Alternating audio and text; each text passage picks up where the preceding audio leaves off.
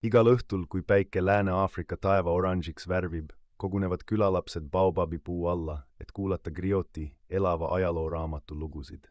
Griot on kogukonna mälu kandja, kelle mälus peituvad sajandite vanused kuningriikide kroonikad, sugupuud ja õpetlikud lood, mis antakse edasi suuliselt põlvkonnalt põlvkonnale.